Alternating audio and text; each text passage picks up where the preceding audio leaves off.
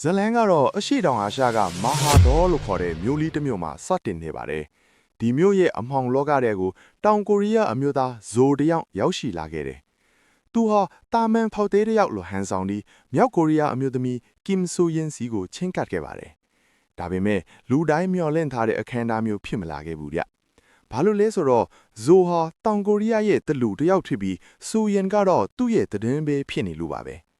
ဆူယင်ဟာရုရှားနိုင်ငံဗလာဒီဗိုစတောက်ကစားတောက်ဆိုင်တစ်ခုမှာအလုံးလို့ရင်းသူမနိုင်ငံအတွက်နိုင်ငံခြားငွေရှာပေးခဲ့ရသူပါ။ဒါပေမဲ့တနေ့မှာကောင်စစ်ဝန်ယုံကသူမကိုနှင်ထုတ်လိုက်ပြီးနေရက်ပြန်ပို့မယ်အစားလူကုန်ကူးကင်လက်ထဲထည့်ပေးလိုက်ပါတော့တယ်။ဒီလိုနဲ့သူမဟာနိုင်ငံအနှံ့လက်ပတ်ထော်ပြရဲလို့ရင်းဒီမြို့ကိုရောက်လာခဲ့တာပါ။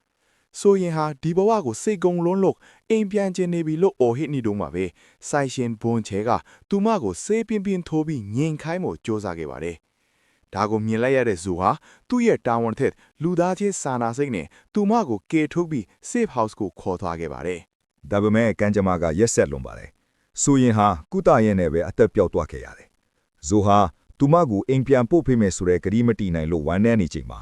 သူ့အထက်လူကြီးကြောင်ကတရင်ဖေးဆိုတာငါတို့အတွက်ကတိရပဲစိတ်ကစားမနေနဲ့လို့တတိပေးခဲ့တယ်။ဒါဟာထောက်လိုင်းရေးလောကရဲ့ခါးတီးတဲ့အမှန်တရားပေါ့။နောက်ပိုင်းမှာဇိုဟာဒီမူရစ်ဆေးဝါးနဲ့လူကုန်ကူးမှုတွေနောက်ွယ်မှာရုရှားမာဖီယာ LSC နဲ့မြောက်ကိုရီးယားကောင်စစ်ဝန်ချုပ်တို့ပတ်သက်နေတယ်လို့တန်တရားရှိခဲ့တယ်။ဒါကြောင့်သူဟာဆိုညန်လှုပ်ခဲ့မှုတဲ့ဗလာဒီဗိုစတောက်ကိုစုံစမ်းဖို့ထွက်လာခဲ့ပါတယ်။အဲ့ဒီမှာဆွဲဆောင်မှုရှိတဲ့အမျိုးသမီးဆွန်ဟွာနဲ့တွေ့ဆုံခဲ့ရတယ်။တစ်ဖက်မှာလည်းမြောက်ကိုရီးယားလုံခြုံရေးအရာရှိပါဂွန်ဟာကောင်စစ်ဝန်ဟွန်ဂျီဆွန်လေအချင်းပြချစားမှုတွေကိုစုံစမ်းဖို့ရောက်လာခဲ့တယ်။ပါဂွန်နဲ့ဆွန်ဟွာတို့ဟာအရင်ကချစ်သူဟောင်းတွေထိခဲ့ကြပေမဲ့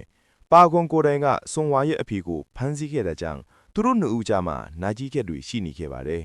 ။ဇိုဟာဆွန်ဟွာကိုသူမအမေရဲ့ကင်ဆာရောဂါကုသပေးမယ်ဆိုတဲ့ကတိနဲ့တည်င်းပေးအဖြစ်စီးယုံနိုင်ခဲ့တယ်။ဒါပေမဲ့ကောင်စစ်ဝန်ကဒါကိုရေးမိသွားပြီးဆွန်ဟွာကိုဖမ်းဆီးက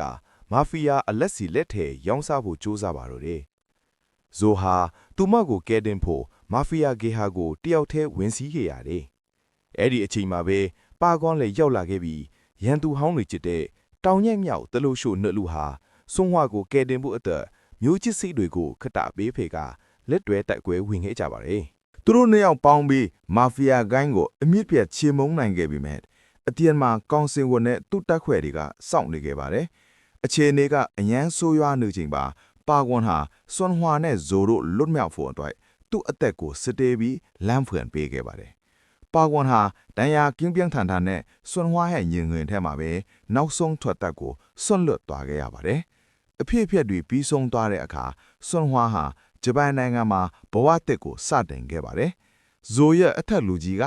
ပါကွန်တေဂာနီမင်းကိုဘာမှသွားလဲလို့မေးတဲ့အခါဇိုကပြုံးပြီးသူကဆွန်ဟွာကိုဘေးကင်းရပို့ပြီးဖို့နဲ့ပြီးတော့ဒီ channel လေးကို subscribe လုပ်ထားဖို့မှာသွားတယ်လို့ပြောရင်းဇလန်လေးပြီးဆုံးသွားပါတော့တယ်